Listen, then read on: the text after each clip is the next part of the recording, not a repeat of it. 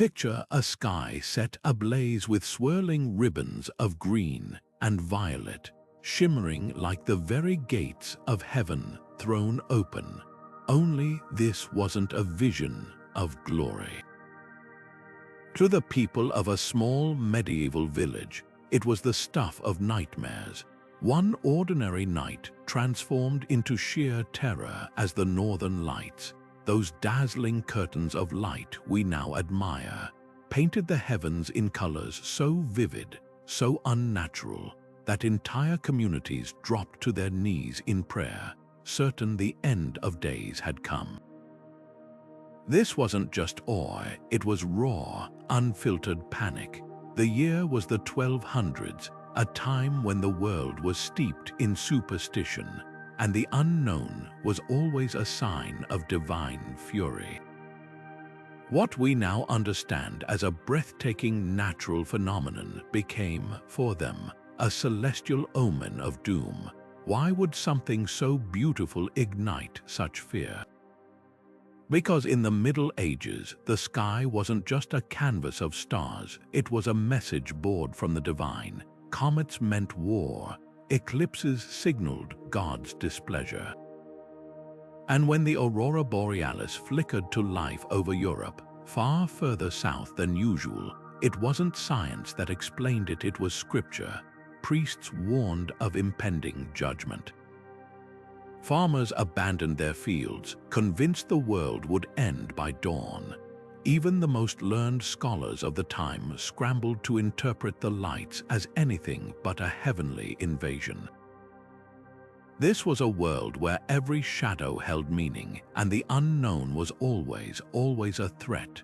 But here's the twist: this moment of terror reveals something profound about us. It's a snapshot of humanity at the crossroads of wonder and fear, where the limits of understanding collide with the hunger for explanation. Today, we look up at the northern lights and see physics in motion, charged particles dancing with Earth's magnetic field. But strip away our modern knowledge, and suddenly you're right there with those villagers, staring into the abyss of the unexplained.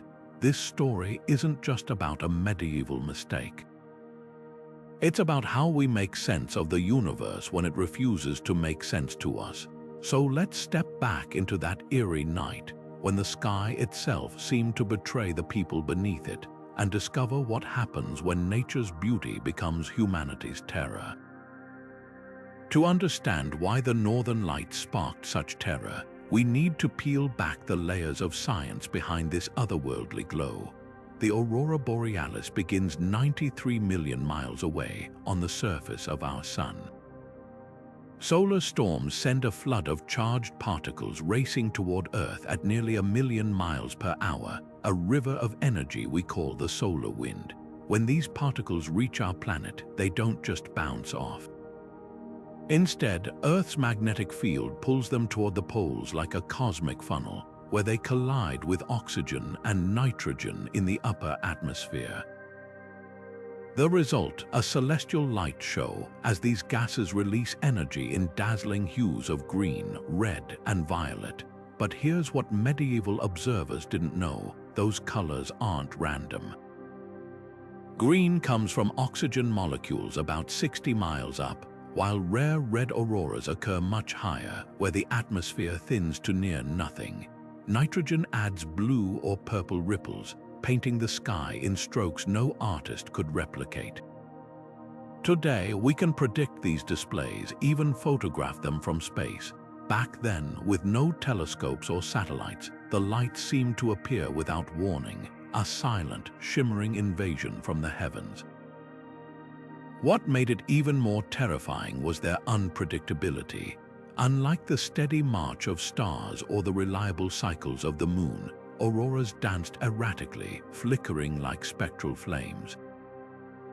Some nights they'd vanish entirely.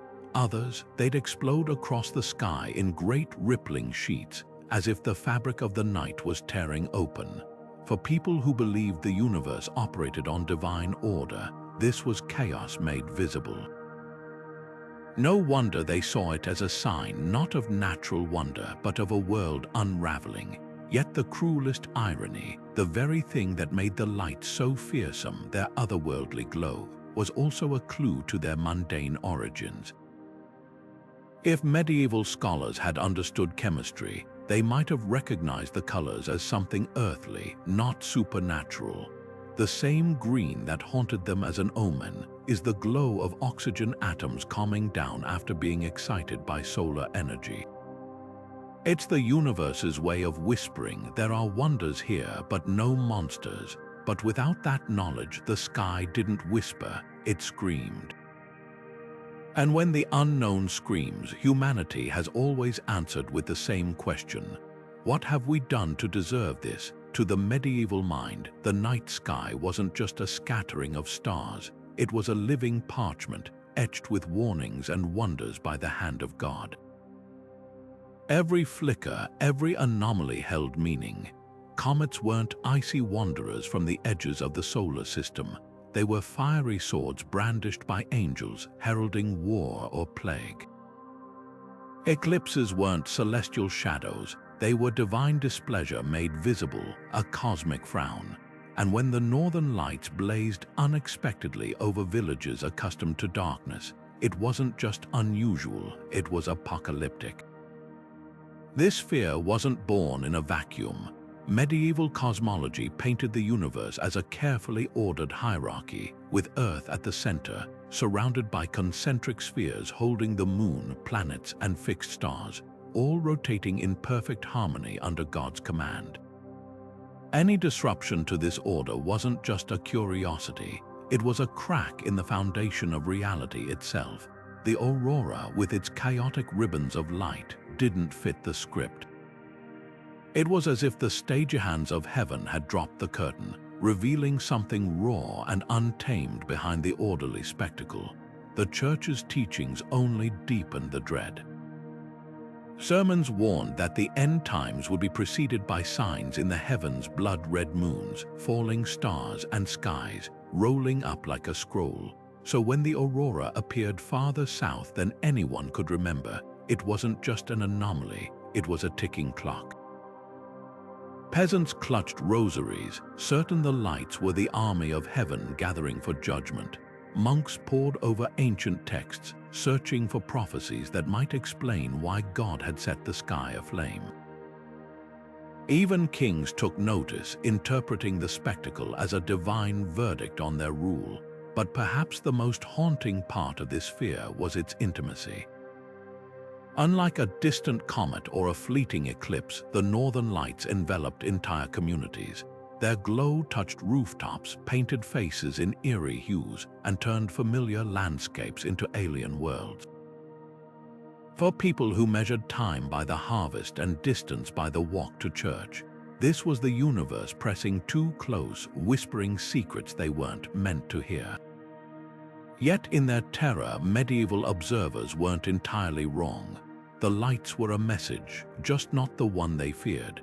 What they saw as divine wrath was actually the universe revealing its mechanics, a glimpse of the forces that bind Earth to the sun. Their mistake wasn't in seeking meaning, it was in assuming the message was meant for them. The cosmos, it turns out, has its own language, one we're still learning to speak. The night the sky caught fire began like any other until it didn't. In monasteries across Europe, monks hunched over candlelit manuscripts, looked up to see the heavens streaked with unnatural light.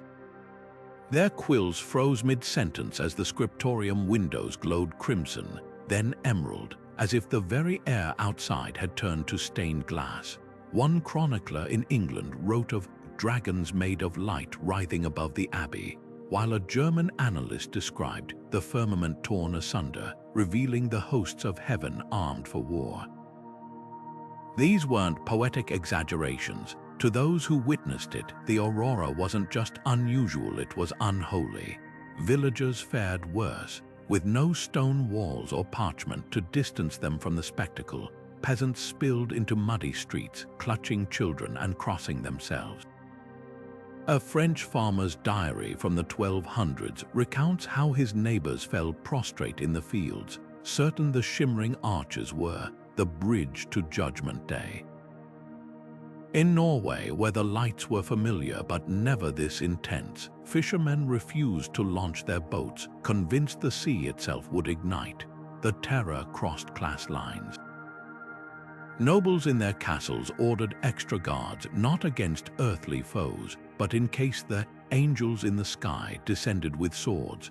But what turned fear into outright panic were the sounds, or rather the absence of them. Several accounts mention celestial trumpets, a detail so persistent it can't be dismissed as mere hysteria. Science offers a chilling explanation. When auroras occur unusually low in the atmosphere, electromagnetic waves can interact with objects on the ground, causing metallic surfaces to hum or vibrate. Church bells, armor, even cooking pots might have emitted faint, unearthly tones. To medieval ears, this wasn't physics, it was the fanfare of the apocalypse. The most haunting testimonies come from those who saw meaning in the colors. A nun in Flanders interpreted the red streaks as the wounds of Christ bleeding anew, while a merchant in Prague swore the green pulses were the souls of the damned writhing behind a veil. These weren't ignorant people. They were humans reaching for frameworks to explain the unexplainable, stitching together scripture and sensation into a story that made sense of their terror. Yet amid the chaos, one account stands out. An Icelandic chronicle tells of an old shepherd who, instead of fleeing, sat on a hillside watching the lights for hours. When asked why he wasn't afraid, he simply said, "The sky is singing, I'm listening." In that moment, he embodied the tension at the heart of this story, the line between wonder and dread, where the sublime tips into terror. For most, the night passed without catastrophe, but the scars remained. Years later, towns that had seen the light still marked the anniversary with fasting and prayer, a testament to how deeply the sky's betrayal had cut.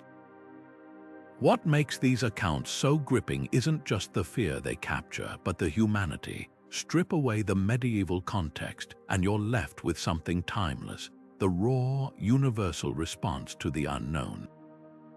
We may no longer see auroras as divine wrath, but that instinct to fashion stories from what we don't understand still flickers in us all. The difference is, we're lucky enough to live in an age where the unknown is an invitation, not a threat. Though if you'd been there that night, watching the sky unravel, you might have reached for prayer too. To the medieval Christian, the Book of Revelation wasn't just scripture, it was a blueprint for the end of the world. Its vivid imagery of stars falling like figs, the moon turning to blood, and the heavens rolling up like a scroll didn't feel like metaphor. It felt like prophecy waiting to unfold. So when the northern lights blazed across the sky in unnatural hues, it wasn't just a curiosity. It was a page from Revelation come to life. Preachers seized on the spectacle with grim certainty. In sermons across Europe, priests declared the lights a divine warning, urging flocks to repent before the final trumpet sounded. One chronicle from Burgundy describes a bishop ordering processions day and night, his voice cracking as he recited Revelation's lines about signs in the sun, moon, and stars. For congregations raised on tales of Sodom and Noah's flood, the message was clear: God's patience had limits, and the lights were proof they'd reached them. But why did this particular phenomenon trigger such dread? Because the aurora didn't just resemble biblical prophecies, it amplified them. Revelation's great red dragon mirrored the crimson streaks observers reported. The emerald rainbow around God's throne echoed the aurora's green ripples. Even the way the light seemed to pulse and writhe evoked the book's living creatures, full of eyes before and behind. This wasn't interpretation run wild. It was pattern recognition in a world where every natural event carried spiritual weight. The terror was amplified by timing. The 1200s were a century of upheaval, crop failures, the Black Death's precursor plagues, and whispers of crusades gone wrong. When the sky itself seemed to rebel, it confirmed a suspicion many already held. The the world was unraveling. A monk in Lincolnshire wrote of villagers abandoning their homes to live in caves, convinced the lights heralded the Four Horsemen's approach. In Paris, scholars debated whether the Aurora was the fire from heaven that would precede the Antichrist's rise. Yet the most revealing reactions came from those who tried to reconcile the lights with faith's gentler teachings. A Franciscan friar in Italy insisted the Aurora was God's mercy, a final call to repentance before the door of grace closed. His words calmed some, but even he couldn't escape the dread. In his private journal, he confessed lying awake, watching the sky, like a condemned man counting the steps to the gallows. This collision of wonder and terror reveals a deeper truth about medieval spirituality. The same faith that saw God in every sunrise also expected punishment in every anomaly. The Northern Lights became a Rorschach test for the soul. Were they a threat or a reminder of creation's beauty? Most chose fear, but in that choice they left us a lesson. When the unknown looms, humanity will always reach for the story that fits our deepest hopes or our darkest fears. The Church didn't just witness the panic over the Northern Lights, it shaped it. In an era where religious authority was the lens through which all reality was filtered, priests and bishops held immense power to define what was divine and what was diabolical. When the sky erupted in unearthly colors, the Church didn't offer comfort or curiosity. It offered a narrative. This is God's displeasure made visible. Sermons thundered from pulpits, reframing the Aurora's shimmering beauty as a celestial rebuke. One bishop in Normandy famously declared the lights the breath of the Almighty, stirring the coals of judgment, while a papal envoy in Germany ordered entire towns into days of fasting and public penance. The message was clear. Repentance wasn't just advised, it was urgent. This wasn't merely opportunistic fear-mongering. The medieval Church saw itself as the guardian of cosmic order, tasked with interpreting heaven's whispers. Natural phenomena weren't random events, they were divine communication. An eclipse might warn of a king's folly. A plague could signal collective sin. So when the Northern Lights, rare, unpredictable, and visually staggering, appeared far beyond their usual range, clergy didn't just react, they amplified. Manuscripts from the time reveal how quickly the institutional machinery swung into action. Monasteries circulated illustrated broadsides depicting the Aurora as a flaming sword suspended over Europe. Parish priests led processions with relics held aloft, as if the bones of saints could shield villages from the sky's wrath. Yet the Church's response wasn't monolithic. Some voices, though faint, urged caution. A Benedictine abbot in England wrote privately to fellow clerics, suggesting the lights might be a marvel, not a menace. But such moderation rarely reached the pews. Fear was the louder sermon. In Italy, confraternities staged reenactments of the Last Judgment, with townsfolk playing the roles of the damned as the Aurora's glow bathed the performances in eerie realism. In France, collections for indulgences, payments to reduce time in purgatory, spiked dramatically. The line between spiritual vigilance and exploitation blurred. What made the Church's role so pivotal was its ability to give shape to vague dread. Without scientific frameworks, ordinary people relied on clergy to translate the unknown into something actionable. When a priest pointed to the sky and named it God's warning, he didn't just stoke fear, he offered a script for survival: repent, donate, pray. In doing so, the Church turned a bewildering natural event into a collective ritual of control. The Aurora became more than lights. It became a test of faith, a measure of piety, and proof of the Church's indispensable role as heaven's interpreter. But beneath this authority simmered a paradox. The same institution that claimed to mediate divine will was also vulnerable to the very terror it stoked. Chronicles from convents described nuns collapsing in visions, convinced the lights were the Virgin Mary's tears. Even bishops admitted in private correspondence to sleepless nights, their certainty fraying as the sky refused to conform to Scripture's tidy prophecies. The Church had weaponized the Aurora's mystery, but in doing so, it exposed a quiet truth. No one, not even God's anointed, could fully decipher the heavens' intent.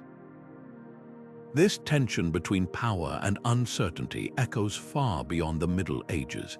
It's a reminder of how easily awe can be channeled into fear when authority monopolizes the narrative. The Northern Lights didn't just illuminate the sky, they illuminated the human hunger for meaning and the lengths to which institutions will go to supply it. Today, we might smile at the medieval church's certainty, but in an age of our own existential fears, climate change, pandemics, artificial intelligence, we still turn to authorities to translate the unknown into action. The medium has changed, the instinct hasn't. While terror gripped much of Christian Europe, the Northern Lights sparked very different stories elsewhere. In the frozen reaches of Scandinavia, Norse poets wove tales of the auroras glow as the armor of Valkyries, celestial maidens who carried fallen warriors to Odin's hall. Imagine standing on a Viking longship, watching those shimmering greens ripple like ghostly shields in the sky. To them, the lights weren't a warning but a celebration, a sign that even death could be glorious. Their sagas describe the Aurora as the Bifrost's reflection, a faint echo of the rainbow bridge linking our world to the gods. Far from fearing it, they saw beauty in its dance, a nightly reminder that the divine was near. Travel east to Slavic lands, and the lights transformed again. Here, they became the dusky souls of ancestors leaping over fiery rivers in the afterlife. Villagers in what's now Russia whispered that the flickering hues were spirits playing games in the heavens, their laughter crackling in the crisp winter air. Some even left offerings at crossroads: bread, honey, handfuls of grain, to honor these spectral dancers. Unlike the Church's doom-laden interpretations, Slavic traditions wrapped the phenomenon in warmth, turning the unknown into something familial, almost comforting. But perhaps the starkest contrast comes from indigenous Sami people of northern Scandinavia. For them, the Aurora held practical wisdom as much as myth. Its movements predicted weather, its colors hinted at coming hunts. Elders taught that whistling under the lights could summon them closer, while others warned that disrespect might bring misfortune. This wasn't blind superstition, it was a nuanced relationship with nature, where awe walked hand in hand with observation. What made these interpretations so radically different? Context: Christian Europe saw the cosmos through Scripture's lens, where anomalies signaled divine intervention. Norse culture celebrated battle and fate, so their myths mirrored those values. Slavic animism wove the supernatural into daily life, blurring the line between this world and the next, and the Sami, living where the Aurora was frequent, treated it as both neighbor and teacher. This patchwork of beliefs reveals a profound truth. We don't just see the world as it is, we see it as we are. The same shimmering sky that sent monks to their knees had Vikings raising drinking horns and Slavic grandmothers telling tales by the fire. The lights didn't change, the stories did. And in those stories we find the fingerprints of entire worldviews, each grasping at the same wonder, yet painting it in colors as varied as the Aurora itself. Imagine a world without newspapers, without radios, without even the hum of a village telegraph, just word of mouth, traveling at the speed of a frightened whisper. That was the medieval rumor mill, and when the northern lights blazed unexpectedly across the sky, it didn't just spark fear, it weaponized it. A shepherd in the Alps might glimpse the Aurora and call it a sign from heaven. By the time the story reached the next valley, it had morphed into a legion of fiery angels, another day's travel, and now the tale spoke of entire cities swallowed by the sky. This wasn't just misinformation, it was fear alchemized into legend, one breathless retelling at a time. Oral tradition turned every account into a kind of game of telephone, where each retelling added layers of dread. A monk's sober note about strange lights in the northern sky could become, in the mouth of a traveling merchant, a first-hand account of the heavens cracking open. Local dialects and superstitions twisted the details further. In coastal towns, the lights were sea serpents rising from the deep. Inland, they became dragons or armies of the dead.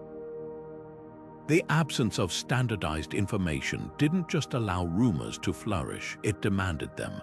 When no one could verify what was happening, the human mind filled the void with its worst imaginings. The church's own networks unintentionally fed the chaos. Monasteries served as medieval news hubs, with scribes copying letters and chronicles to send across Europe. But these accounts weren't neutral.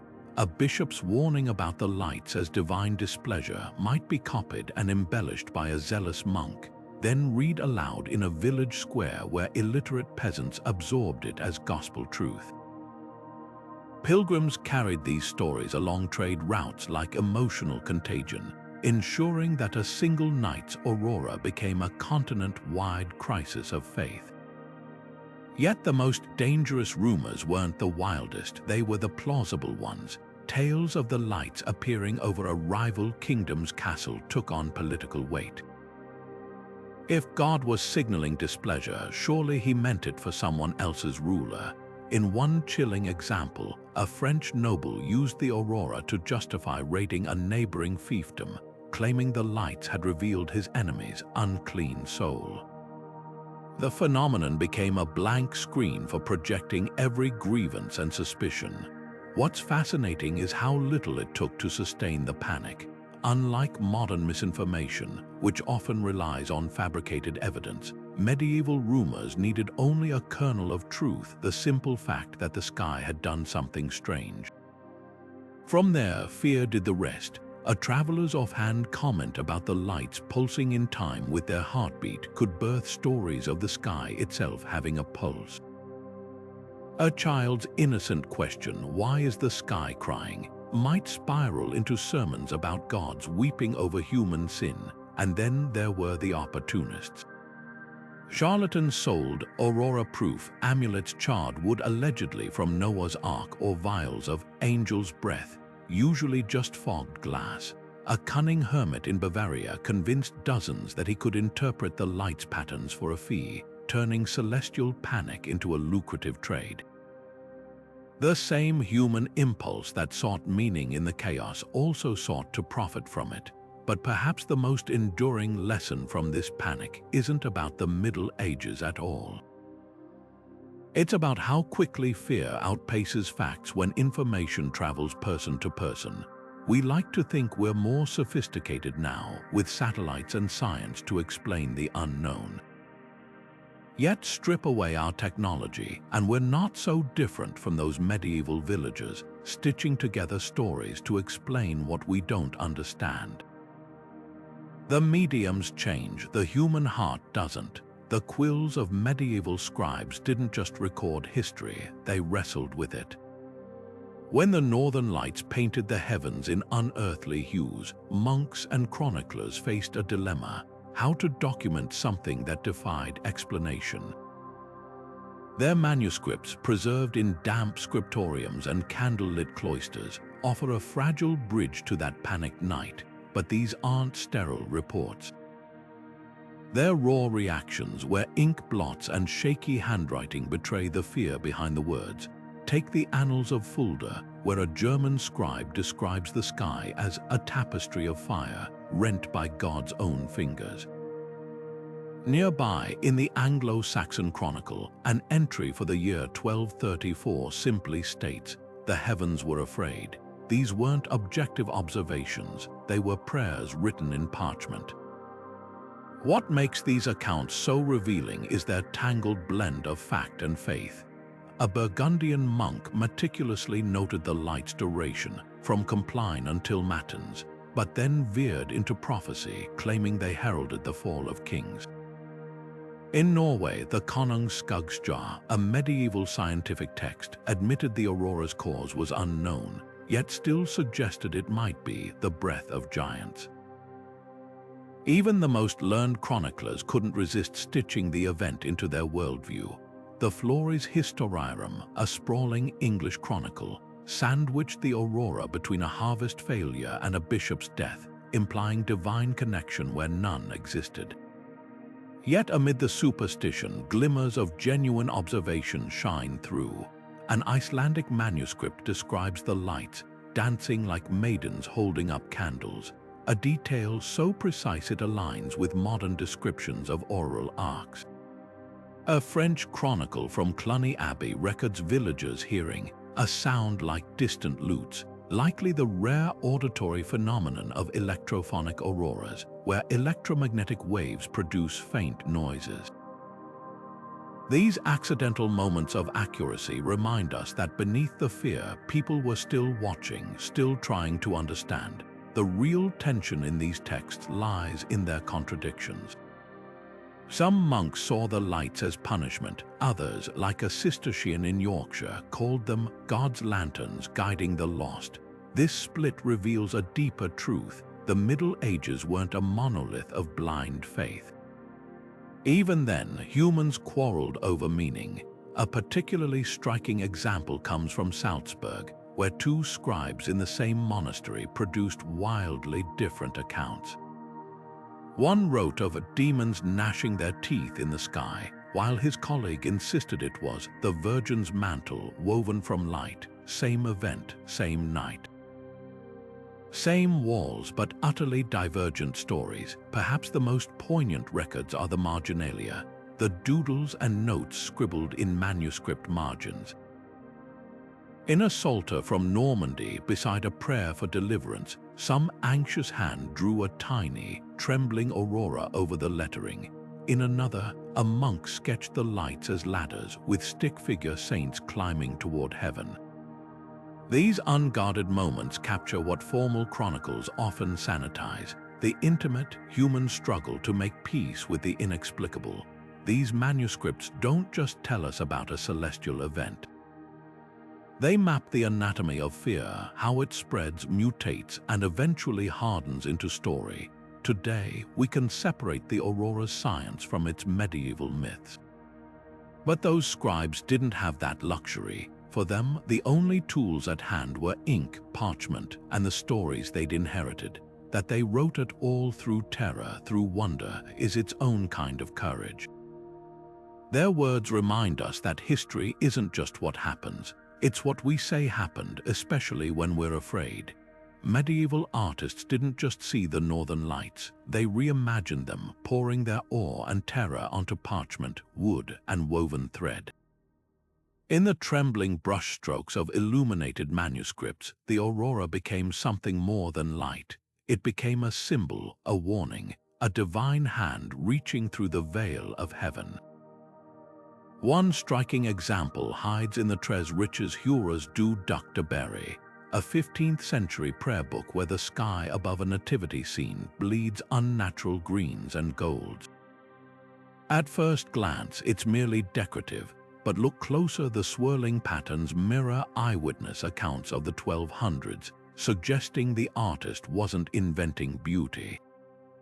He was channeling memory, preserving a celestial shockwave that had haunted Europe for generations.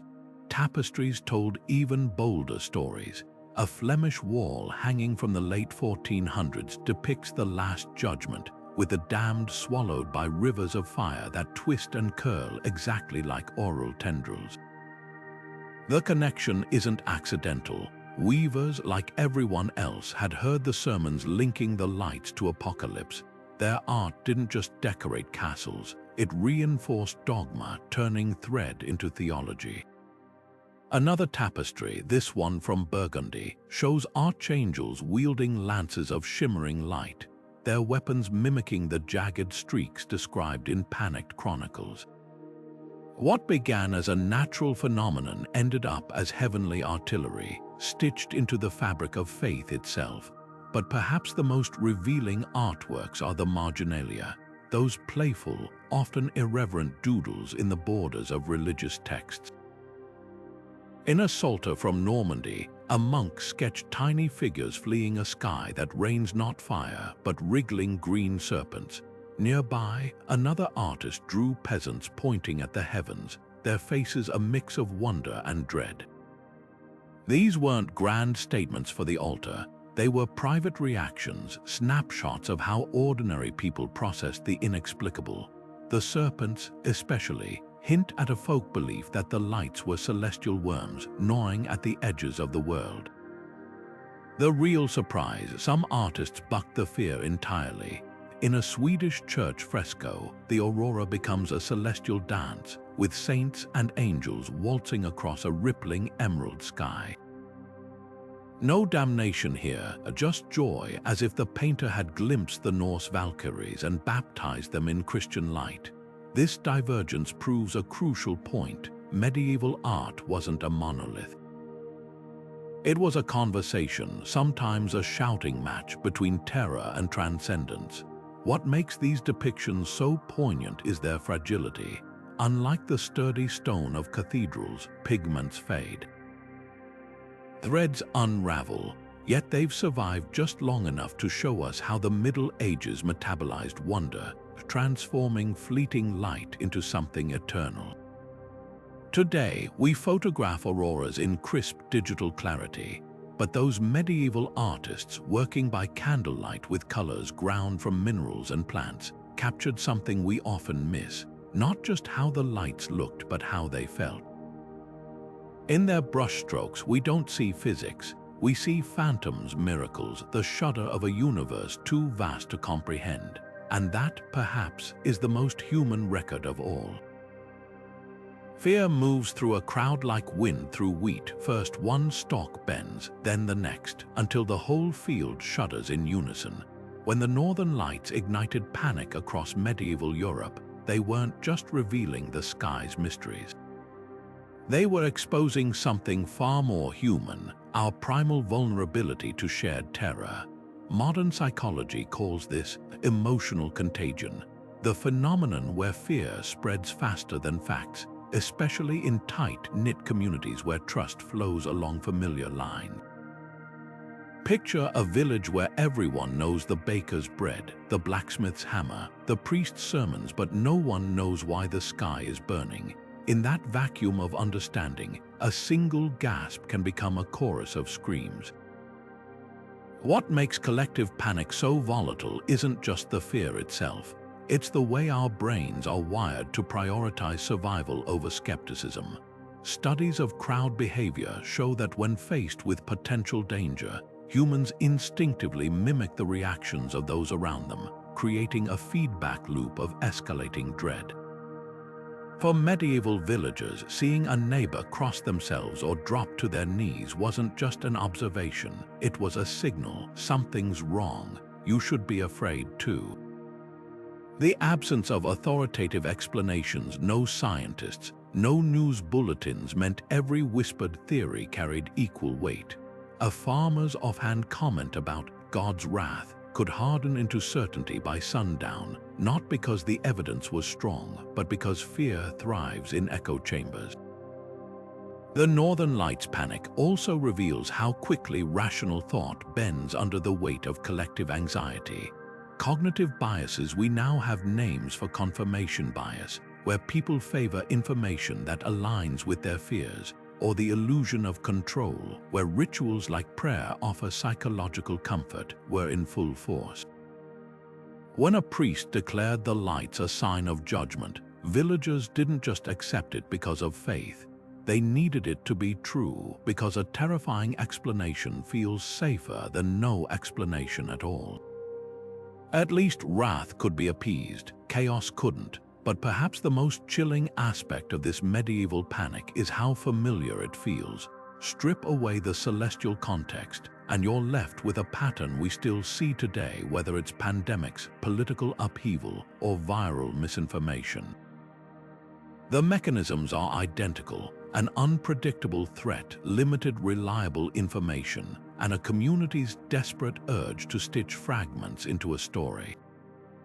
The 1200s had auroras, we have algorithm-driven news feeds, yet the outcome is the same: fear outpaces facts, and the crowd's roar drowns out the voice of reason.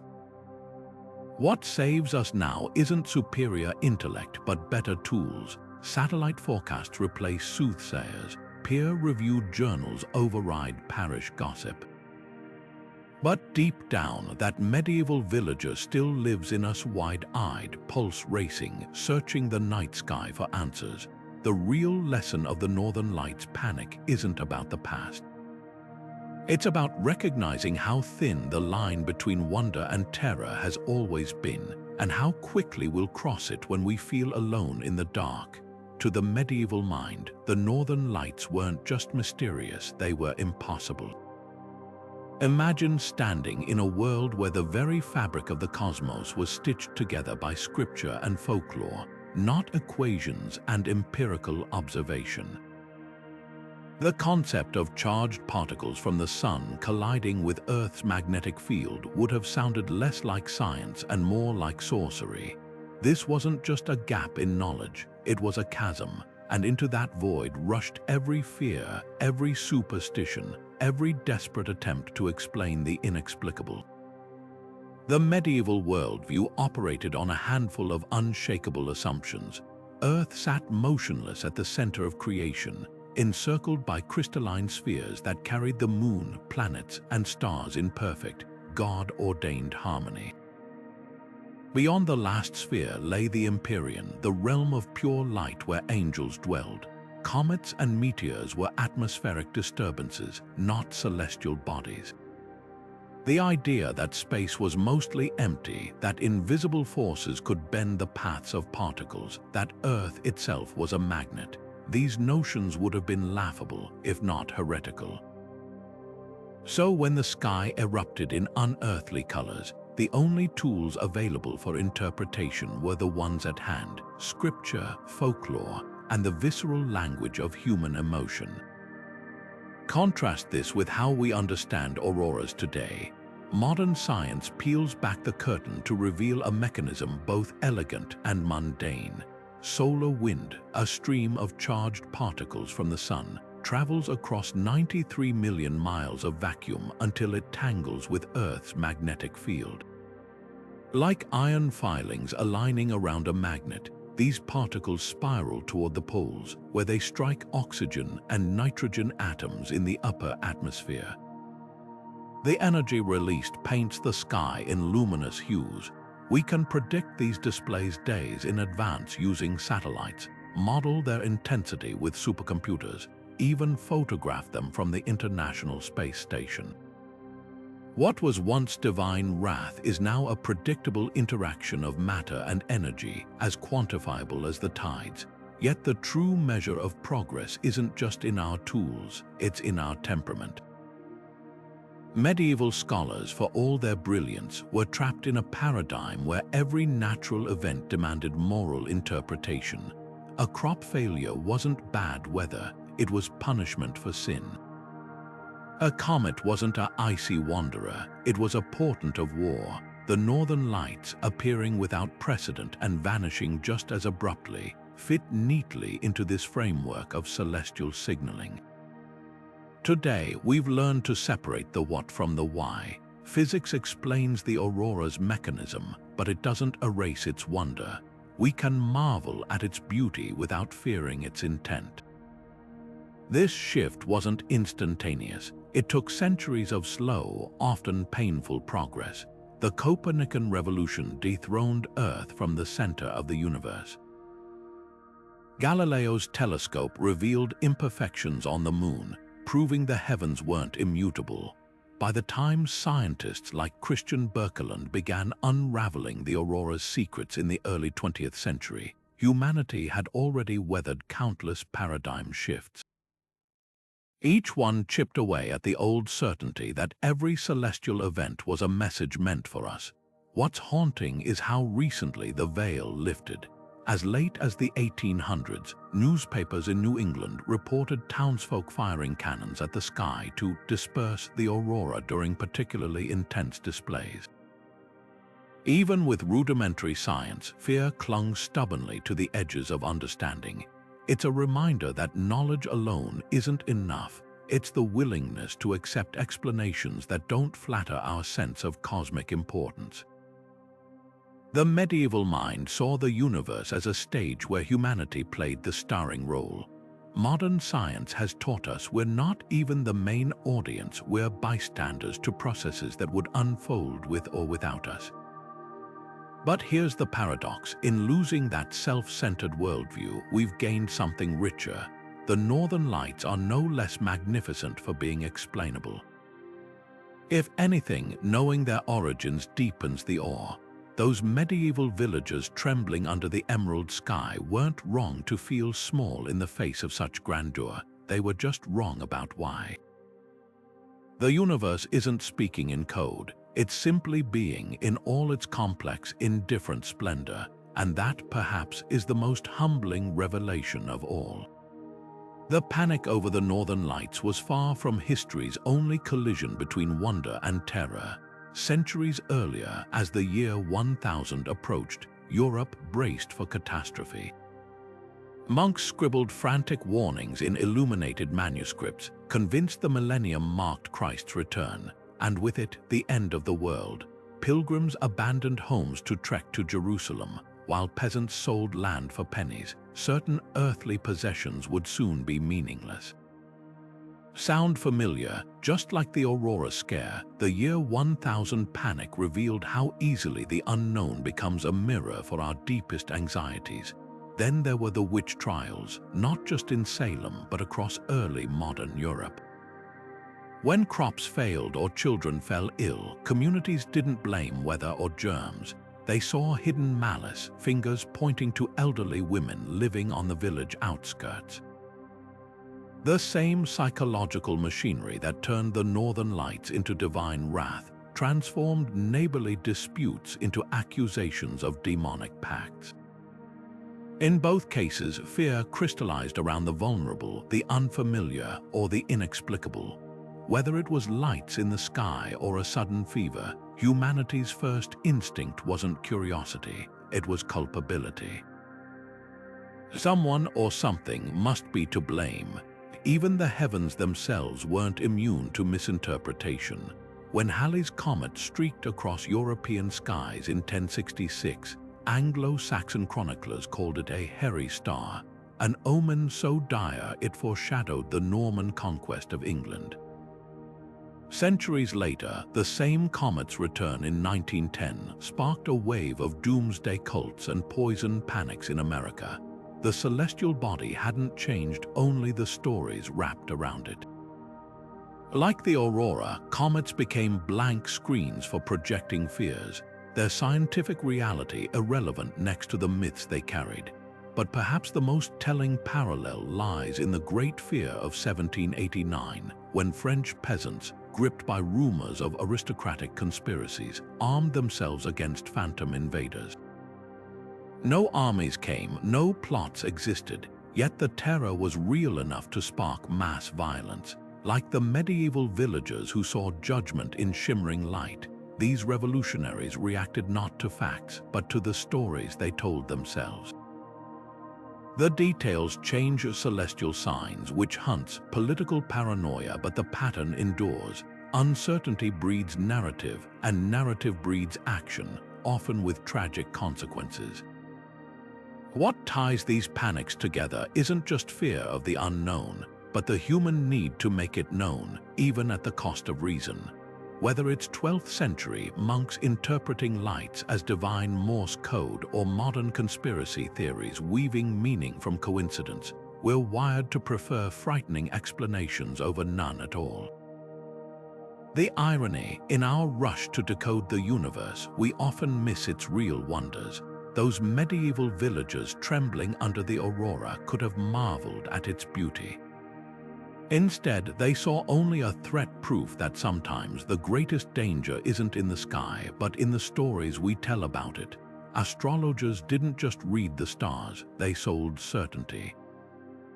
In the chaotic aftermath of the Northern Lights' appearance, when priests preached doom and peasants clutched their children, these celestial interpreters stepped forward with charts and prophecies, offering to translate heaven's rage into actionable advice. Their role wasn't just academic, it was theatrical. Dressed in robes embroidered with zodiac signs, they'd unfurl parchment scrolls in market squares, pointing to conjunctions of planets or the position of Mars as proof that the lights were no accident.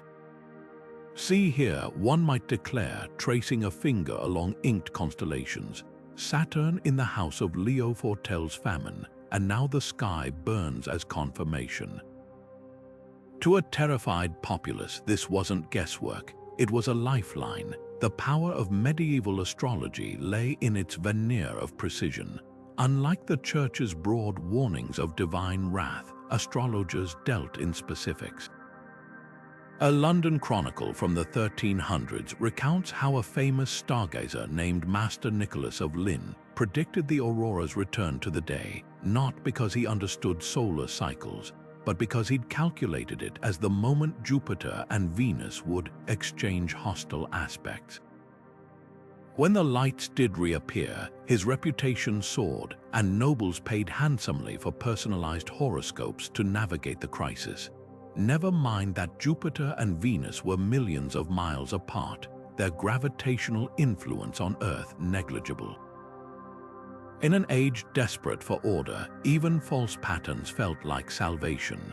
But astrology's influence went beyond individual charlatans. Universities from Paris to Bologna taught it as a legitimate science, blending astronomy with mysticism. Scholars painstakingly recorded planetary movements alongside historical events, searching for correlations. When the Northern Lights coincided with a duke's death or a failed harvest, scribes dutifully noted it as evidence of celestial influence. These records, in turn, became fodder for future predictions, creating a self-fulfilling loop of dread. A 15th-century textbook from Padua even included an illustrated guide to aerial phenomena, ranking auroras alongside comets as harbingers of war, complete with a handy chart for determining which kingdom would fall based on the light's direction. The most damaging interpretations weren't the general ones, though. They were the targeted prophecies that played on existing tensions. In France during the 100 Years' War, court astrologers whispered that the aurora's red hues signaled English victories, stoking paranoia in an already fractured nation. In Germany, where peasant revolts simmered, star readers warned that the light's flickering presaged the uprising of the lowly against the lofty. These weren't neutral observations, they were political weapons draped in cosmic legitimacy. Yet for all its flaws, medieval astrology offered something modern science often struggles to provide: emotional resolution. Where a physicist might explain the aurora's mechanics without addressing its emotional impact, astrologers gave people a script. The lights meant something. They were part of a story, one where humans, however small, still had roles to play. A merchant might delay a voyage based on an astrologer's warning. A king might postpone a coronation. These actions, however superstitious, restored a sense of control. That's the cruel irony. Today, we know these stargazers were wrong about nearly everything. But they were right about one thing: people will always trade certainty for truth when fear is loud enough. The Northern Lights didn't just reveal the limits of medieval science. They exposed how easily wonder curdles into terror when the only voices we trust are the ones promising answers no matter the cost. Long after the skies quieted and the prayers faded, the Northern Lights refused to vanish from memory. They slipped into the stories grandmothers told by firelight, morphing from a fleeting celestial event into something timeless, a warning, a wonder, a whisper from the unseen. In the Scottish Highlands, the aurora became Náfirclais, the merry dancers, ghostly warriors locked in eternal battle, their clashing swords painting the sky with eerie light.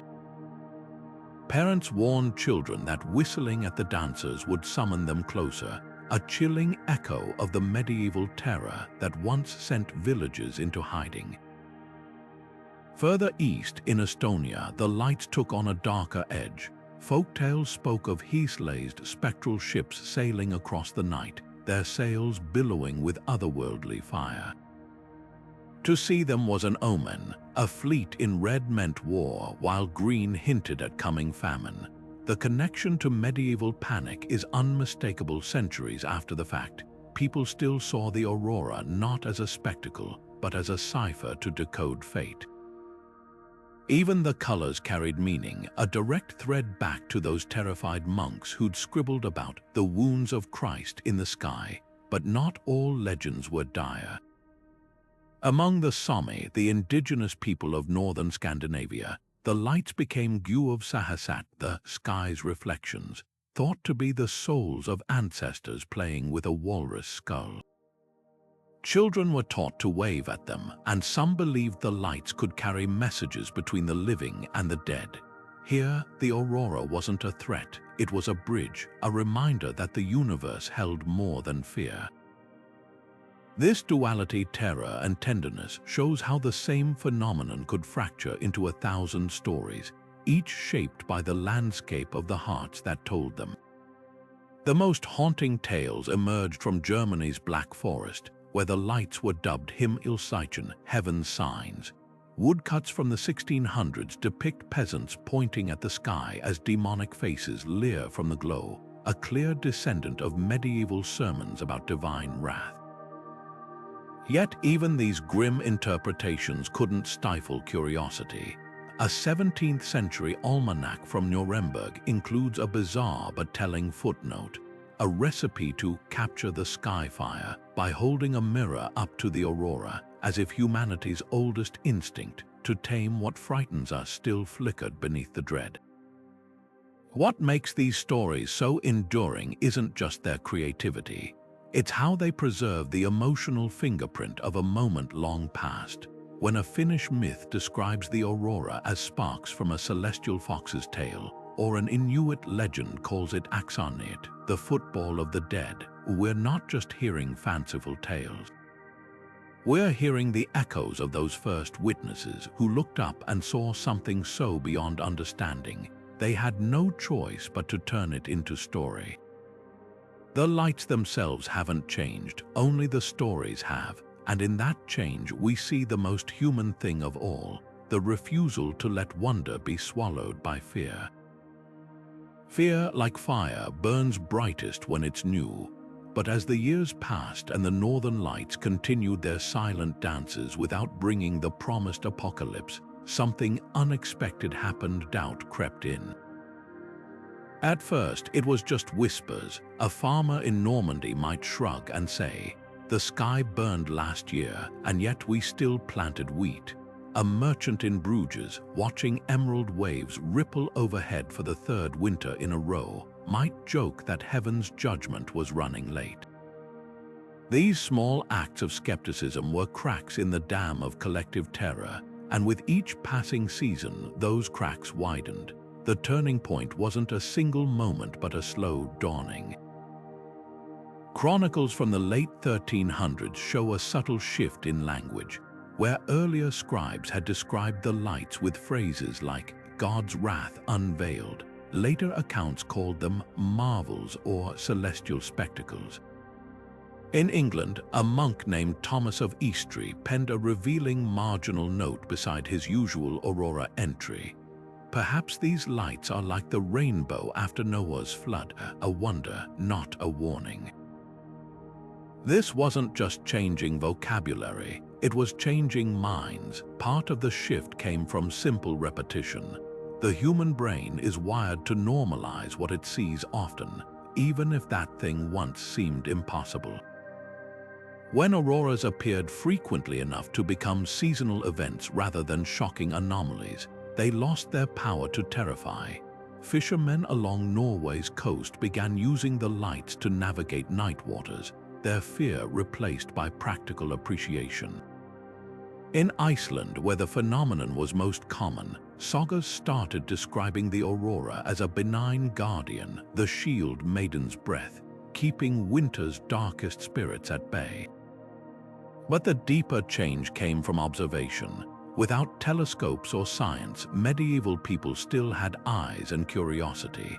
A German woodcut from 1482 shows a group of scholars pointing at the sky with measuring rods, their faces alight with fascination rather than fear. These weren't modern scientists, but they were asking the right questions. Why did the lights only appear in winter? Why did they shimmer more some nights than others? The answers eluded them, but the act of questioning was revolutionary. It meant the unknown could be met with curiosity instead of cowering. Even the church's stance softened. By the 1400s, some clerics were preaching that the aurora was a reminder of heaven's beauty, not its fury. A French bishop's sermon from 1436 survives in a tattered manuscript where he urges his flock to see in these lights not terror, but the artistry of the Creator's hand. This wasn't heresy, it was adaptation. Institutions that had staked their authority on interpreting signs couldn't ignore decades of uneventful auroras. Better to reframe the narrative than cling to discredited doom. The final nail in Panic's coffin came from an unlikely source, art. As Renaissance painters rediscovered realism, they began depicting the northern lights not as apocalyptic symbols, but as natural phenomena. A fresco in a Tuscan chapel shows the Madonna and Child beneath a sky streaked with delicate green rays, no dragons, no weeping angels, just light as decoration. This visual shift mattered. When people saw the aurora rendered as beauty rather than omen, it became harder to fear. Yet the old superstitions didn't vanish entirely. In remote villages, elders still crossed themselves when the lights flared unusually bright. Midwives warned pregnant women not to look directly at the glow lest their children be marked by its touch. These lingering fears remind us that progress isn't a straight line, it's a slow tide, washing over some shores faster than others. What's remarkable isn't just that the panic faded, but how it happened. Without formal education or controlled experiments, medieval people collectively recalibrated their understanding of the cosmos through observation, repetition, and the stubborn human capacity to adapt. They didn't need to grasp solar wind or magnetospheres to realize one simple truth. Sometimes a light in the sky is just a light in the sky. And that realization, more than any scientific discovery, was the first step out of the dark. Even as panic gripped villages across Europe, a handful of scholars dared to ask a dangerous question. What if the northern lights weren't divine wrath at all? Among these quiet revolutionaries stood Albertus Magnus, a German friar whose curiosity burned brighter than the fear around him. In his writings from the 1250s, he made an astonishing claim that the aurora might be caused by vapors rising from the earth, ignited by celestial forces. This wasn't just guesswork. Magnus had spent years studying ancient Greek texts, where philosophers like Aristotle speculated about fiery exhalations in the upper air. But where Aristotle spoke in abstracts, Magnus looked up. He noted how the lights often appeared on clear, cold nights, conditions ripe for atmospheric changes, and how their movements mirrored wind patterns. His theories were wrong by modern standards, yet revolutionary for their time. They shifted the debate from "what do the lights mean" to "how do they work?" planting the first seeds of scientific inquiry in soil thick with superstition. Not all early thinkers were so cautious. The Persian astronomer Qutb al-Din al-Shirazi went further, suggesting the aurora was sunlight reflecting off particles high in the atmosphere, a startlingly prescient idea for the 1300s. His manuscripts, penned in the glittering observatories of Marrakech, described the lights as sky mirrors, bending rays we cannot see. Of course, without telescopes to probe the upper atmosphere, his theory remained poetic speculation. But the mere act of seeking a natural explanation was radical. In an age where comets were still thought to be divine warnings, proposing that the heavens obeyed consistent laws bordered on heresy. The real breakthrough came from an unexpected corner. Medieval miners, deep in the silver-rich veins of the Harz Mountains, workers noticed something peculiar. On nights when the aurora blazed particularly bright, their compass needles quivered unpredictably. Word of this oddity reached Petrus Peregrinus, a French scholar who'd been puzzling over magnets. In 1269, he penned a letter describing how lodestone's natural magnets seemed to resonate with something beyond the earth. He called it the invisible fingers of the sky, unknowingly brushing against the concept of magnetic fields centuries before their formal discovery. Had these observations been widely known, they might have rewritten history, but trapped in obscure manuscripts, they gathered dust while fear kept its grip on the popular imagination. What makes these early attempts so poignant isn't their accuracy, but their courage. These scholars worked without laboratories or peer review, often at odds with the very institutions that housed them. When the English monk Roger Bacon proposed that the aurora might be related to effluvia from distant lands, his superiors accused him of dabbling in forbidden knowledge. For his trouble, Bacon spent years under house arrest, his writings confiscated. Yet even in confinement, he scribbled notes about how the light's colors might resemble flames, green from copper salts, red from iron, drawing parallels between earthly chemistry and celestial mysteries. The tragedy of these early investigators wasn't their failure to solve the puzzle. It was their isolation. In a world without scientific journals or conferences, their insights flickered out like candles in a storm. A Danish astronomer might theorize about sky fires in Copenhagen, while an Arab geographer in Cordoba recorded similar thoughts, neither knowing the other existed. The fragmentation of medieval learning meant progress moved at a crawl, with each generation rediscovering what the last had glimpsed and lost. Yet buried in these fragmented records lies a lesson more valuable than any single theory: the human mind's stubborn refusal to accept mystery as miracle. When Albertus Magnus wrote of vapors or Petrus Peregrinus pondered magnetic fingers, they were doing something radical, trusting observation over doctrine.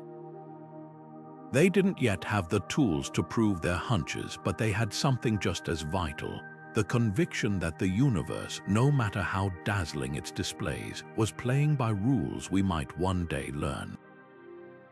And in that conviction, they lit a torch, one that would eventually illuminate not just the aurora, but all the once terrifying wonders of the night. Today, the northern lights draw crowds instead of screams. Tourists bundle into thermal gear in Tromsø or Fairbanks, cameras poised to capture the sky's emerald swirls. Instagram feeds overflow with aurora selfies, hashtagged #bucketlist. It's a far cry from the 1200s, when the same light sent villagers into prayerful panic. This shift isn't just about better science, it's about how humanity rewired its relationship with the unknown. We haven't just demystified the aurora, we've domesticated it, turning terror into tourism. But buried beneath the glow of modern understanding lies a question: what did we lose when we stopped being afraid? The medieval panic over the northern lights reveals a paradox about wonder. Fear and awe are twins, born from the same moment of overwhelming encounter. When those villagers dropped to their knees, they weren't just terrified, they were moved, viscerally connected to something vast and incomprehensible. Compare that to today's curated aurora tours, where operators guarantee sightings or your money back, and apps ping your phone with solar storm alerts. We've traded mystery for predictability, and while that's progress, it's also a kind of distancing. There's safety in understanding, but there's magic in not knowing. Yet modern science hasn't entirely stripped the aurora of its power. If anything, knowing its origins, the solar wind's 93 million-mile journey, the quantum dance of oxygen molecules, adds layers of grandeur no medieval myth could match. Stand under the lights in Churchill, Manitoba, and you'll still hear gasps, still see faces tipped upward in childlike wonder. The difference is now we gasp at the how, not the why. That's the real legacy of those medieval panics. They remind us that curiosity, not fear, is the truest response to the sublime. The lesson isn't that we should romanticize ignorance. But those terrified villagers did something we often forget to do. They noticed. In a world saturated with distractions, their shock was a kind of brutal mindfulness, an unwillingness to look away from the inexplicable. Today, we risk becoming like the audience at a magic show who have read all the spoilers. We know the tricks, so we miss the marvel. The northern lights haven't changed. We have, and perhaps that's the most humbling glow of all. The line between fact and folklore blurs easily when fear takes hold, and few events prove this better than the medieval panic over the northern lights. Centuries of retelling have draped the original incident in layers of myth, turning a single night of celestial confusion into an epic tapestry of divine wrath and mass hysteria. But peel back those embellishments, and the truth is both simpler and more revealing.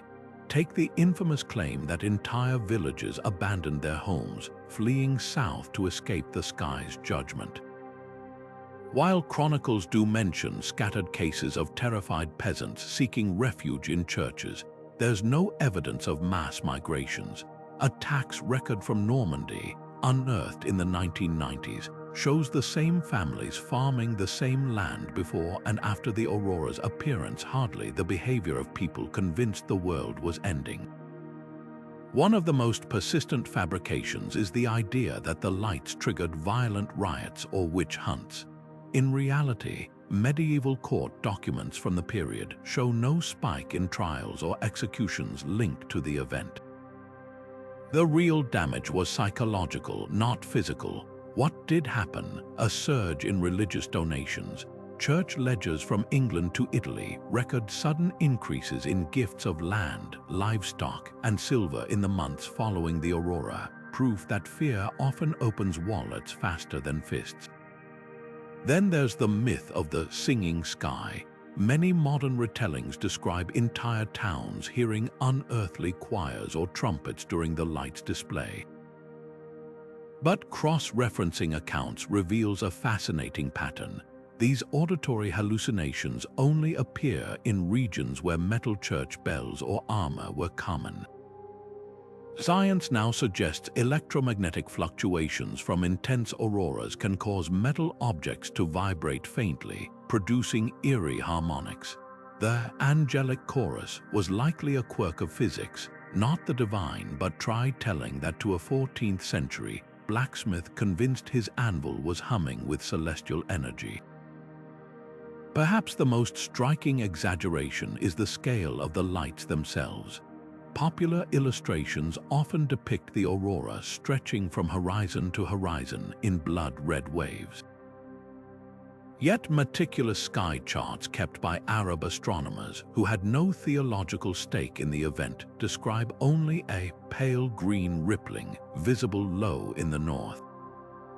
The vivid crimson descriptions, they almost exclusively come from later texts, where scribes may have embellished details to match apocalyptic imagery from Revelation. The biggest misconception of all, though, is that medieval people were uniformly terrified. Dig past the sensational chronicles, and you'll find quieter voices. A merchant's diary from Ghent mentions children laughing as they chased the light's reflections in icy puddles. A Swedish fishing log notes crews using the glow to navigate home after dark. Even in the heart of the panic, wonder persisted, proof that human reactions to the unknown are as varied as the stars themselves. What makes these myths so tenacious isn't just their drama. It's how they reflect our own fascination with the past as a mirror for present fears.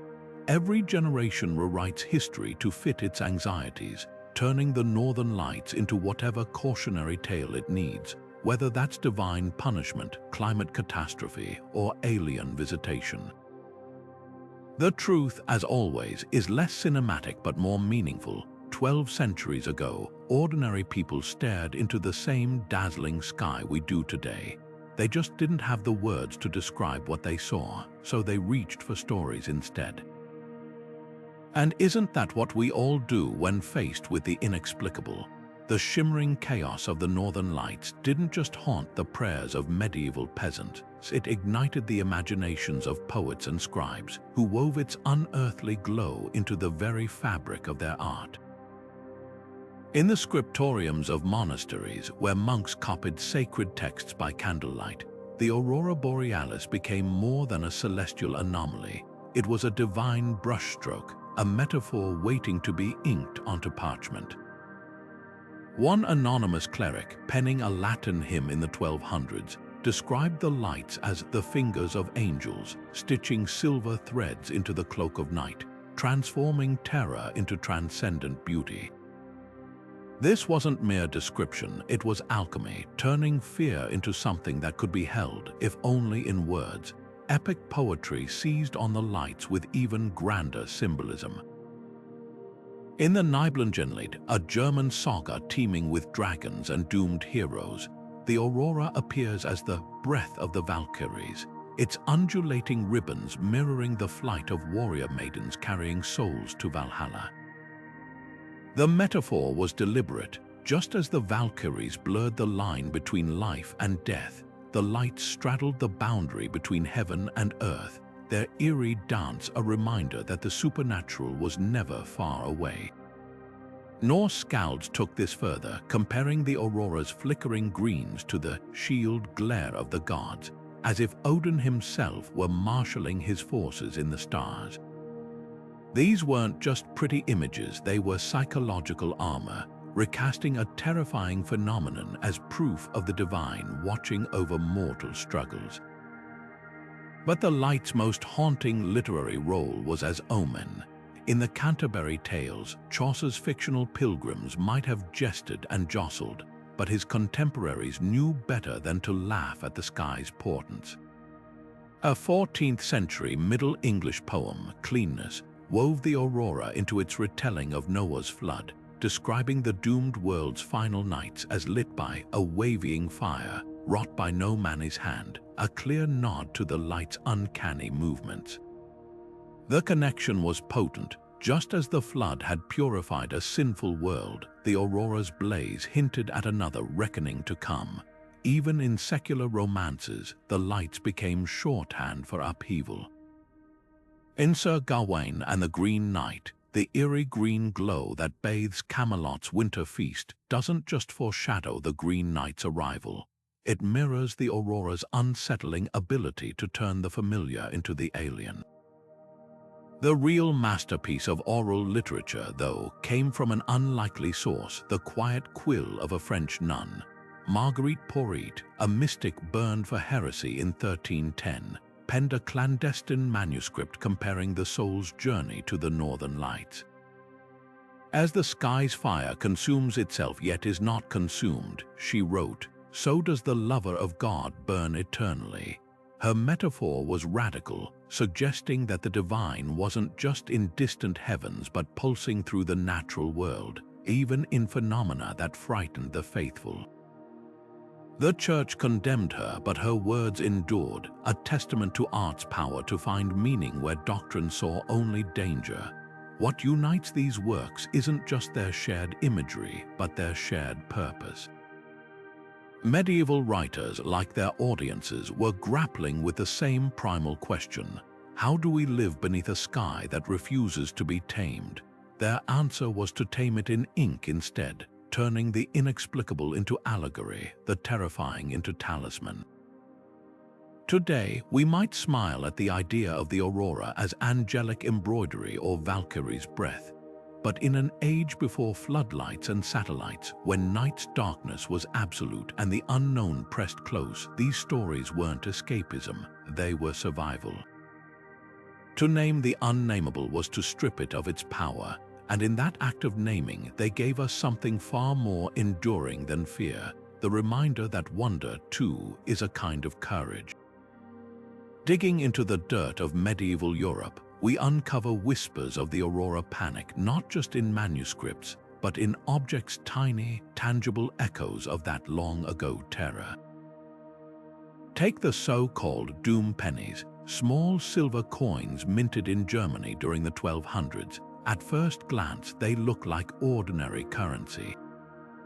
But flip them over, and you'll find crude engravings of flaming skies and kneeling figures, their hands raised as if warding off celestial fire.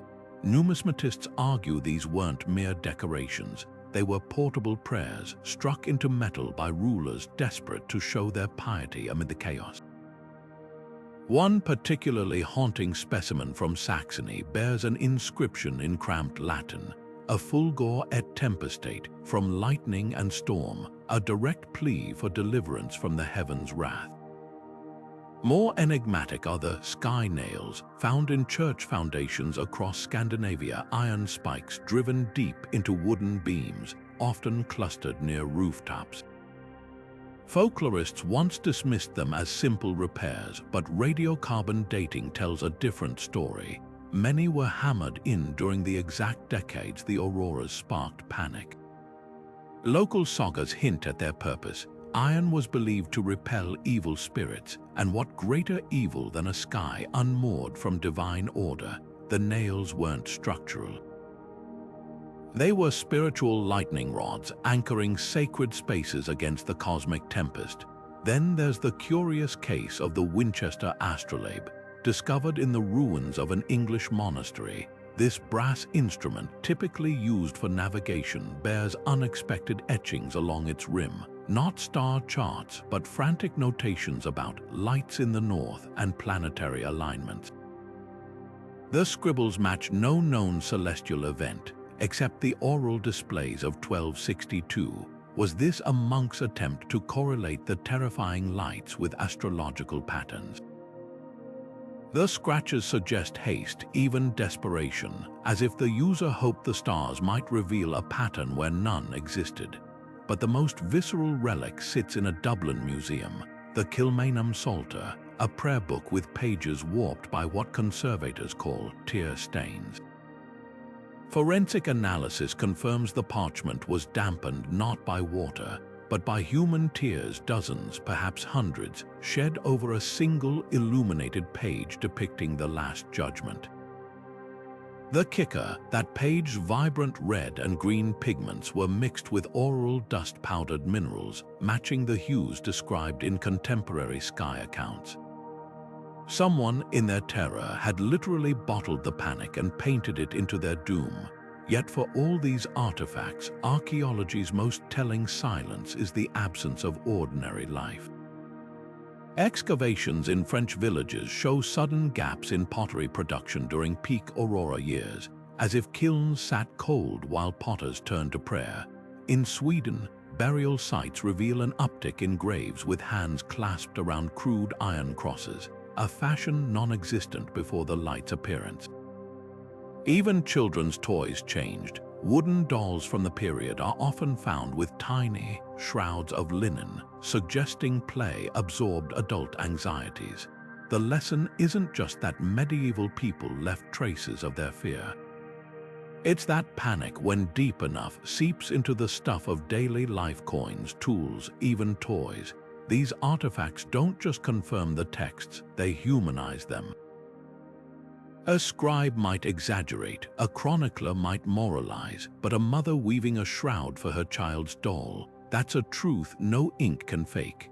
That fateful night's terror wasn't just sparked by the northern lights themselves, it was magnified by the very air people breathe. The 1200s sat in the grip of the medieval warm period. an era of erratic climate shifts that had already frayed nerves with failed harvests and unseasonal storms. Now imagine those anxious villagers stepping into a crisp winter evening only to find the sky alive with unearthly colors. But here's what they couldn't know: the atmosphere itself was conspiring to heighten their dread. Ice core samples from Greenland reveal something startling: a spike in sulfate particles around the time of the auroral panic. These tiny chemical fingerprints point to recent volcanic eruptions, their ash lingering high in the stratosphere like a celestial canvas primed for spectacle. When volcanic aerosols mingle with Earth's upper atmosphere, they don't just dim the sun, they supercharge auroras. The same particles that create vivid sunsets also scatter incoming solar radiation, bending the solar wind's path and intensifying its collision with our magnetic field. Modern observers witnessed this during the 1982 eruption of El Chichon, when Mexican skies blazed with auroras seen as far south as Honduras. For medieval Europe, this atmospheric cocktail meant the lights didn't just appear, they drowned the night, their colors saturated to surreal brilliance. Contemporary chronicles describe hues so vivid they cast shadows, a phenomenon so rare today it's documented only during extreme solar storms. But volcanoes weren't the only invisible player. Dendrochronology, the study of tree rings, paints a picture of the 1200s as a time of punishing droughts followed by deluges. Parched soils giving way to mudslides would have filled the air with fine dust, another amplifier for auroral displays. Italian astronomer Jacobus Angelus wrote of the lights appearing through a haze like beaten gold, a telltale sign of particulate-laden skies refracting their glow. To exhausted farmers already interpreting every weather shift as divine displeasure, this atmospheric lens didn't just magnify the lights, it magnified their terror. The cruelest twist lay in the wind. Meteorological models suggest a rare high-pressure system settled over Europe that winter, creating still, cloudless nights perfect for auroral viewing and perfect for sound to travel. Those eerie celestial trumpets reported from Burgundy to Bavaria. They weren't heavenly fanfares, but likely the groan of distant glaciers or the infrasound rumble of colliding weather fronts, normally muffled by wind or clouds. With the atmosphere so unnaturally quiet, these subsonic vibrations would have slipped into human hearing range, their origins as mysterious as the lights themselves. Even the time of year played its part. The aurora appeared near the winter solstice when medieval minds were already steeped in apocalyptic lore. The longest night of the year was tradition bound with rituals to ward off darkness's evils. For the lights to manifest during this liminal time, when the veil between worlds was thought to be thinnest, didn't just feel ominous, it felt orchestrated. A Burgundian chronicle captures this perfectly. As the year turned its darkest corner, so too did heaven unveil its warnings. What makes these environmental factors so chilling is their invisibility. The villagers didn't see the volcanic ash filtering their sunlight or feel the infrasound vibrating their church bells. They only saw the result, a sky set aflame with purpose. In our age of satellite forecasts and atmospheric sensors, it's easy to forget how vulnerable our ancestors were to nature's hidden machinery. The medieval aurora panic wasn't just a reaction to light. It was the inevitable climax of a world where every breeze, every cloud, every shift in the stars felt like a message waiting to be decoded. And that night, the sky wasn't just speaking, it was screaming. The medieval panic over the northern lights might seem like a relic of a superstitious past, but strip away the robes and parchment, and you'll find a mirror to our own modern anxieties. Today, we don't tremble at shimmering skies, we doom-scroll through viral rumors, dissect grainy UFO footage, and clutch our phones as misinformation spreads faster than wildfire. The costumes have changed, but the script remains eerily familiar. When faced with the unexplained, humanity's first instinct isn't curiosity, it's narrative. We rush to stitch scraps of information into stories, whether they're woven by medieval monks or algorithm-driven social feeds. Consider how quickly a glitch in a weather satellite's feed can spiral into claims of government cover-ups, or how a misidentified drone becomes an alien visitation overnight. These aren't just isolated incidents, they're modern-day auroras, dazzling us with their mystery and daring us to explain them. The medieval villager who saw divine wrath in the northern lights isn't so different from the conspiracy theorist today who sees hidden patterns in vaccine trials or climate data. Both are responding to the same primal itch, the unbearable weight of not knowing. Yet there's a crucial difference. Medieval Europe had a single, dominant narrative, the Church's interpretation, while today's information landscape is a cacophony of competing truths. Where fear once flowed through pulpits and town criers, it now ricochets across TikTok threads and encrypted chat groups, fracturing into endless variations. A 12th century monk might have had to reckon with his bishop's authority, but a modern skeptic can curate an entire reality from niche forums and cherry-picked studies. The medieval world suffered from a lack of information. Ours drowns in too much with no clear way to separate signal from noise. This isn't just about technology, it's about psychology. Studies show that during crises, humans gravitate toward explanations that offer control, even false ones. When COVID-19 emerged, some denied its severity while others stockpiled unproven remedies. Both reactions sprang from the same place as those medieval peasants fasting under the Aurora, the desperate need to do something in the face of chaos. Uncertainty doesn't just frighten us, it insults us, challenging our illusion of mastery over the world. But here's where history offers hope. Just as the Aurora panic faded through observation and repetition, so too can modern myths lose their grip when met with patience and light. The key lies in replacing fear with fascination.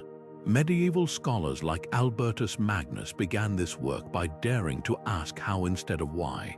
Today, scientists and educators continue it by making complex phenomena, from vaccines to quantum physics, accessible without diluting their wonder. The goal isn't to eradicate mystery, but to shift our relationship with it, from terror to curiosity, from dogma to discovery. Perhaps the real lesson isn't about the dangers of the unknown, but the dangers of pretending we've already got it figured out. Those medieval villagers weren't wrong to seek meaning in the lights. They were wrong to insist on a single, immutable truth. In an age of deepfakes and AI-generated hoaxes, humility might be our greatest tool. After all, the universe has always been stranger than our stories about it. The northern lights weren't angels or omens, just physics in its most poetic form. And the next viral mystery, it's probably not aliens or the end times, but it might be something even more interesting if we're willing to let it be. Among the terrified masses, a few notable figures left behind accounts of the oral panic voices that cut through the centuries with startling clarity. One such witness was Matthew Paris, an English Benedictine monk whose Chronica Majora remains one of the most detailed medieval histories. His entry for the year 1236 describes the lights as a fiery exhalation in the northern parts, so dreadful that many thought the day of judgment had come. But Paris, ever the scholar, added a curious footnote. He cross-referenced the event with reports from traveling merchants, noting the aurora appeared simultaneously in Norway and Germany, an early glimmer of scientific curiosity amidst the hysteria. His meticulous records give us something rare, not just fear, but the first flickers of methodical observation. Then there was Elena of Provence, Queen of England, whose personal correspondence reveals how the panic reached even royal chambers. In a letter to her sister, she confessed to keeping her children awake all night, fearing the sky would swallow them whole if they slept. What's striking isn't just her terror, but her attempt to rationalize it.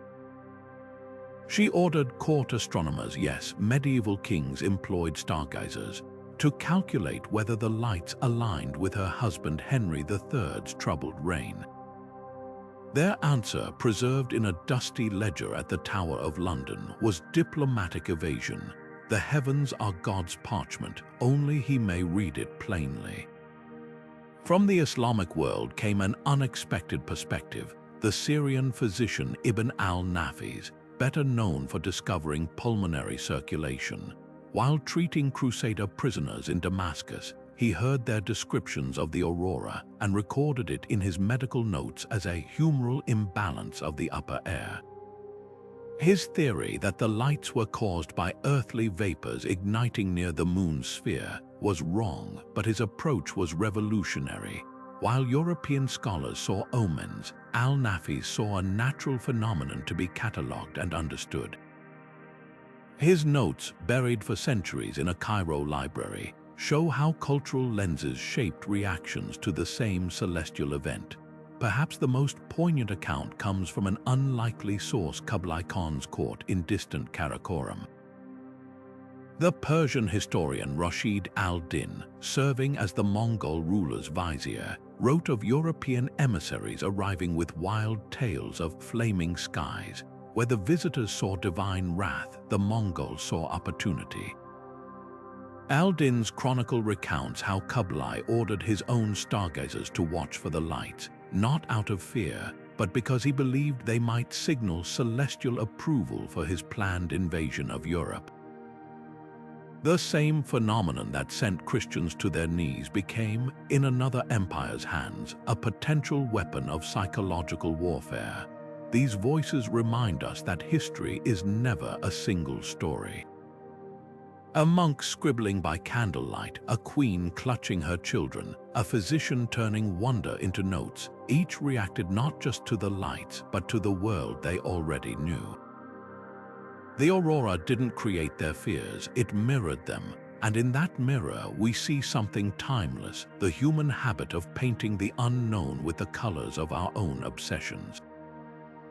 Whether interpreted as judgment, omen, or tactical advantage, the Northern Lights became a canvas for the hopes and dreads of an era. The sky hadn't changed. Only the stories had. The clash between science and superstition during the Northern Lights panic wasn't just a medieval curiosity. It was a microcosm of a battle that shaped human progress for centuries. Picture two forces colliding. On one side, the rigid scaffolding of religious doctrine, where every celestial event carried divine intent. On the other, the first fragile stirrings of empirical inquiry, where observation dared to challenge tradition. This tension didn't just fuel the Aurora hysteria. It revealed how knowledge evolves when old certainties meet new questions. At the heart of this conflict stood figures like Roger Bacon, the 13th century friar who risked heresy charges to argue that natural phenomena should be studied, not just sanctified. His writings on optics and astronomy pointedly ignored the Church's insistence that the aurora was God's handwriting in the sky. Instead, he proposed something radical, that the lights might follow predictable patterns like tides or seasons. His ideas were dismissed as dangerous speculation, but they planted seeds. Decades later, when the next Aurora panic erupted, a handful of scholars quietly referenced Bacon's notes, comparing the light's appearance to recorded solar activity. They weren't yet scientists in the modern sense, but they were no longer just believers. Meanwhile, the Church's response showcased the defensive crouch of institutions facing existential threats. Sermons condemning the lights grew more strident precisely as whispers of alternative explanations spread. In one telling incident, a bishop in Cologne ordered all copies of a vernacular poem burned, not because it denied God, but because it described the aurora as the sky's laughter rather than its fury. The real heresy wasn't disbelief, it was demystification. Once people began seeing the lights as natural rather than supernatural, the Church's role as cosmic interpreter crumbled. Yet to frame this as a simple duel between enlightenment and ignorance misses the nuance. Many medieval scholars genuinely believed they were reconciling faith and reason. Thomas Aquinas himself wrestled with the aurora's meaning, ultimately concluding that while God could use natural phenomena as signs, the phenomena themselves operated by fixed laws. This fragile compromise that the universe might be both orderly and symbolic allowed science to inch forward without outright blasphemy. It's why early star charts often included biblical verses in the margins, and why monasteries preserved pagan astronomy texts alongside psalters. The tragedy and the triumph of this era was its unfinished revolution. The tools to properly study the aurora wouldn't exist for another 500 years, leaving investigators like Petrus Peregrinus to grope toward truths they couldn't yet prove. Their theories about magnetic effluvia or igneous vapors were often wrong, but their methods pointed forward.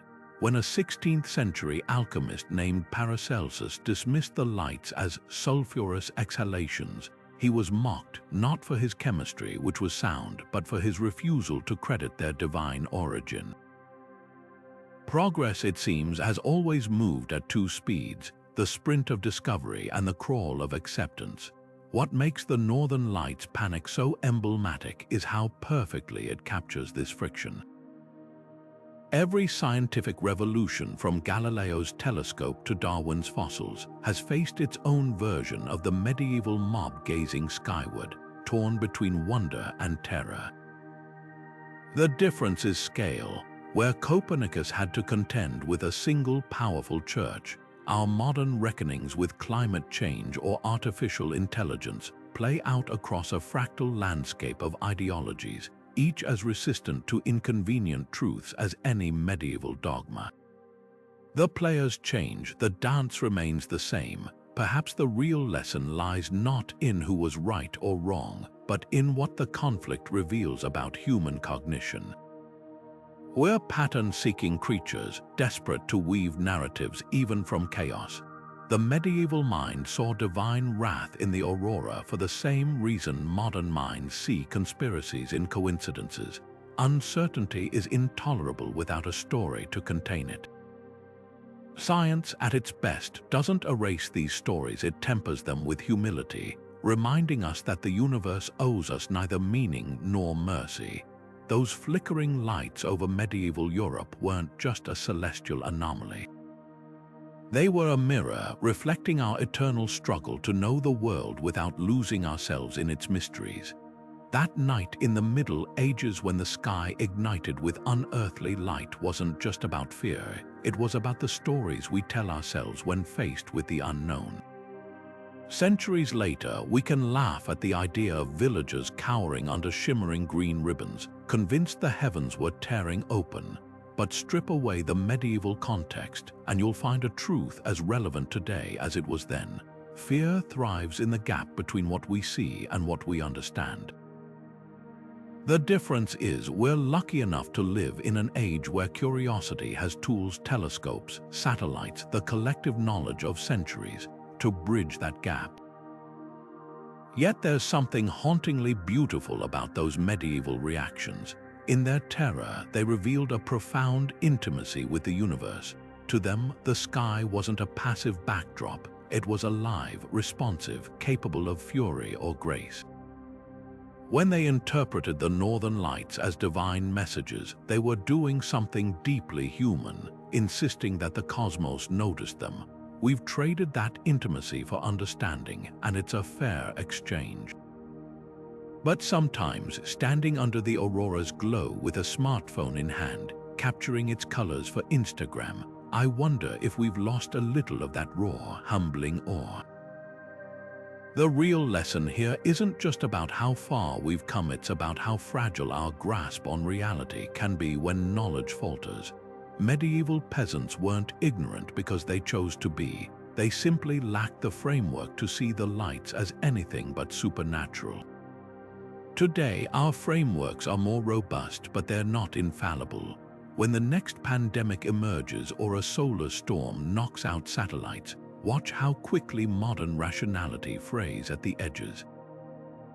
Fear still lives in those cracks, but so does wonder. That's the paradox at the heart of this story. The same impulse that made villagers see damnation in the Aurora also drove scholars like Albertus Magnus to seek explanations.